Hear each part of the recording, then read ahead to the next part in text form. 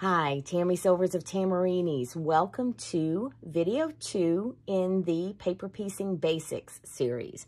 Now, you may have paper pieced a unit, and then sometimes oftentimes with many of your paper piecing patterns, you're going to need to join units. So let's talk about that.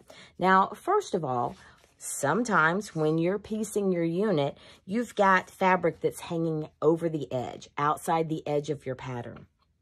So before we start joining units, one thing that we want to do is make sure that we trim.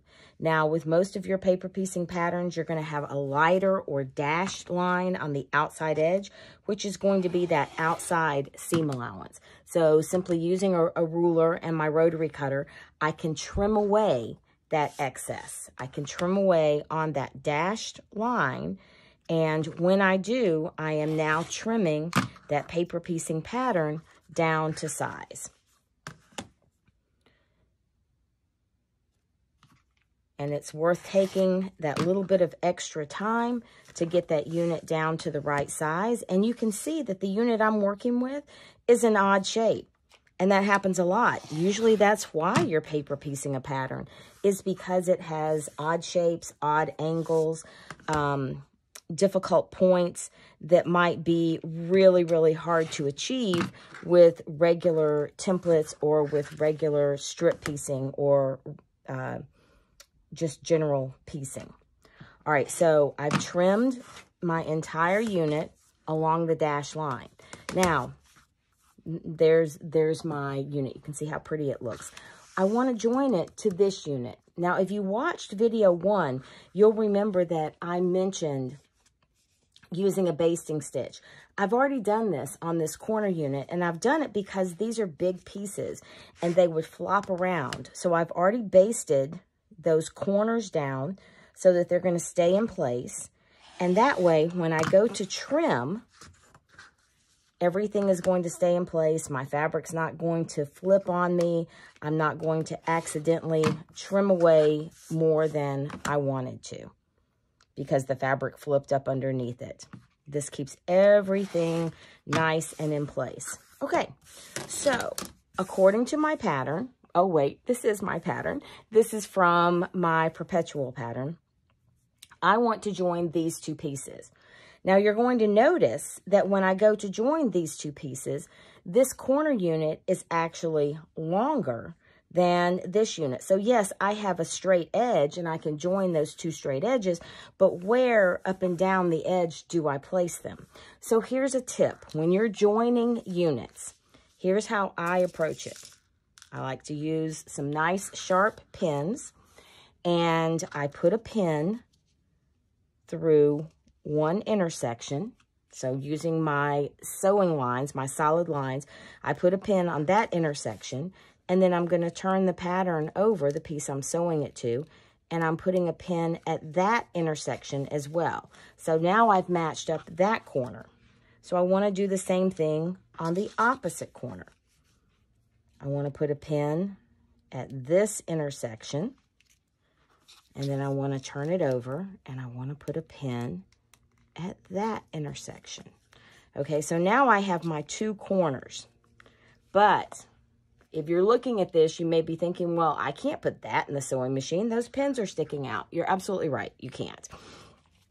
So now that I've got my two corners in position, I'm going to take another pin, and I'm going to pin. And what I want to make sure is that my pin is going through my sewing line on the front as well as on the back.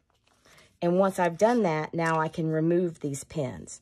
Now, if I need to, I can go in and I can pin along additional places on that sewing line. So for bigger units, I could definitely do that. But then I'm going to go over to my sewing machine, and with a shortened stitch length, so we're still using that shortened stitch length, I'm going to sew out here. I'm going to start out in my seam allowance, and I'm going to sew all along that solid line, my sewing line, and completely off. Now, once I have done that, then it looks like this. At this point, here's what I recommend. I recommend removing the paper in the seam allowance. And I do that so you can see I'm just folding along that sewn line. And because you've used a reduced stitch length, it's perforated the paper, and then by folding it back and forth, you've also weakened it along the paper, along that seam allowance. You haven't weakened your seam allowance. But remember how I mentioned in the first video, we want to use a reduced stitch length so that when we take that paper out, we don't tear our stitches out. So I've removed the paper on that side. I'm going to flip it over, and I'm going to remove the paper on this side. Okay. Now, what I recommend at this point, unless your instructions tell you differently, I recommend, as you can see, as I've done right here, pressing that seam open. It's going to give you a nice flat join. So when I flip this over, you can see how nice and flat that looks. So at this point, when I join units, each time I join a unit, because this is going to have some other things, I'm going to have other blocks that are going to be sewn to it. But each time I join a unit, I remove the paper, and then I'm going to press. Now, I'm using my finger right now just to show you, but I'm going to press this with an iron. Now, the other question I get is, okay, when do I remove the rest of the paper? I do not remove paper from a paper piecing unit until I have stitched it into the quilt. So for this one, I know that there are 3 other units that make up a block. And once I have sewn those 3 units, if I wanted to take out some of the interior paper, I could. But I typically leave my paper in until the entire quilt is sewn together. And this is because when you're working with these odd angles and all of these exposed bias edges, I want to keep everything nice and secure. It does get a little awkward. The quilt does get a little bit stiff, but it keeps everything in shape. But let's pretend for just a minute that this is a quilt in and of itself, and it is finished, and I'm ready to remove the paper.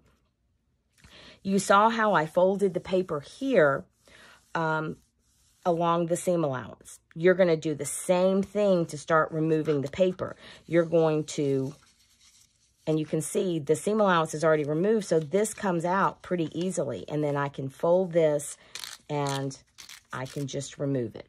And you do it step by step. Now, if you run into some problems, you run into a difficult area, the paper just doesn't want to let go, you can take one of your pins and rub the sharp edge along that seam, along that stitch line, and that's going to further score the paper and make the paper easier to remove. So I hope this has helped getting you started on paper piecing, which is going to really expand the patterns that you're able to do and the shapes that you're able to do. I appreciate you spending time with me. Until next time, happy stitching.